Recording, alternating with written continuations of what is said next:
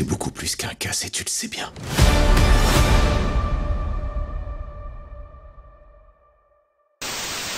Bonsoir à tous et soyez bienvenus pour cette nouvelle vidéo qui sera consacrée à ma critique sur la saison 4 de la Casa de Papel. Une critique qui sera en deux parties, une partie non spoil et une partie spoil. Et maintenant passons à la critique non spoil. Donc pour commencer, il faut savoir que j'ai plutôt bien aimé cette nouvelle saison. J'ai ressorti tout de même un commencement sur l'essoufflement de la série. J'avais déjà pensé dans ma critique sur la saison 3 que ça serait la saison de trop. Il faut savoir que la série était prévue de base pour qu'une seule saison en Espagne, et que Netflix ont racheté les droits et qu'on coupé la saison en deux, ce qui était plutôt une très belle réussite. Et que vu le succès de la série, 2 saisons supplémentaires ont été annoncées. Et la question était, est-ce que ça serait là ou les saisons de trop ?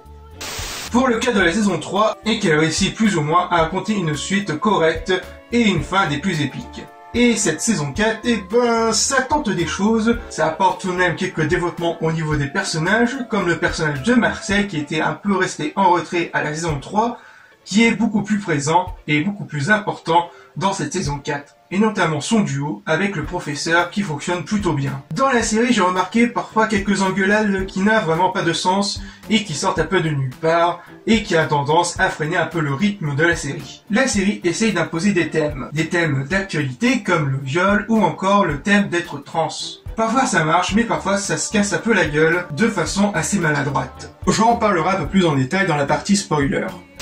Une réalisation plutôt bonne, et qui donne quelques bonnes idées de mise en scène, mais parfois part un peu en couille lors des scènes d'action, même une scène en bien particulier que j'en parlerai bien sûr en partie spoil, où ça part vraiment dans tous les sens et qu'on s'y perd fortement. La musique fait toujours aussi bien le café et qui correspond bien au thème de la série. Bref, cette saison 4 est bien rythmée, et qui fait bien le café, et qui est dans la continuité de la série. Et plus largement au niveau des suites de nos personnages favoris. Malgré quelques ralentissements, que ce soit au niveau des dialogues, ou encore une réalisation des scènes d'action qui part un peu en couille, et que l'importation des thèmes d'actualité ne fonctionne une fois sur deux, tout en parlant aussi du thème de l'amour et ses conséquences, cette saison 4 pousse un peu plus sa critique envers le système auquel nous vivons d'une façon assez intelligente. Bref, cette saison 4 reste tout de même correcte et que j'espère que la saison 5 sera la dernière. Même l'acteur qui joue le professeur pense aussi la même chose lors d'une interview. Et à qui on espère que cette saison 5 finira avec cet arc narratif qui est la Banque d'Espagne. Bref, voilà mon avis au niveau des non-spoils. Vous pouvez maintenant quitter la vidéo pour tous ceux qui veulent vraiment pas être spoilés. Et on se retrouve à très bientôt pour de futures vidéos. Bref, maintenant, rentrons dans la partie spoil. Au-delà des classiques notions d'espace où l'homme projette ses pas, il est une dimension où peuvent se glisser par les innombrables portes du temps. On va revenir sur ces plusieurs thèmes d'actualité. Comme je l'ai dit, parfois ça fonctionne et parfois ça se casse un peu la gueule et que ça donne vraiment nulle part à l'histoire. Comme le nouveau personnage de Manil, que j'aime bien personnellement, ce personnage transsexuel qui était un homme puis devenu une femme par son différence de choix, et que c'était aussi un ami proche de Denver. L'incrustation de Manil est bien incrustée au sein de la situation et dans l'histoire. Mais son intrigue soi-disant amoureuse avec Denver ne mènera peut-être nulle part, ou bien peut-être dans la saison 5. Mais j'y crois un peu moyennement.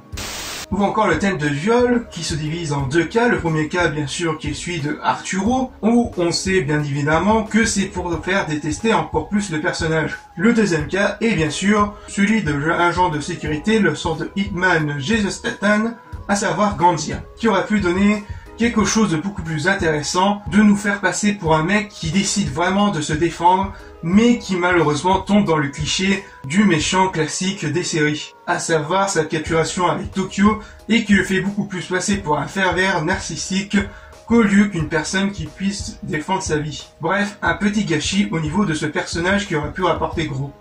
Autre gâchis personnellement, c'est le personnage de Nairobi, à savoir ma waifu dans cette série. Elle n'échappe non plus à une cliché après une opération très longue qui retrouve petit à petit ses membres et qu'elle s'en sort plutôt pas trop mal. Comme quoi le Doliprane fait vachement effet dans cette série. Attention, il faut savoir que j'aime bien le personnage, mais dont la façon dont elle est traitée, je suis un peu prêchi-pacha. Voire même que c'est l'une des meilleurs personnages de la série, pour pas se l'avouer. Il faut savoir que le rythme de la série commençait un peu à s'essouffler au début des premiers épisodes où ça commence un peu en longueur. Sauf que si elle n'aurait pas été morte, cette saison 4 aurait sans doute tourné en rond.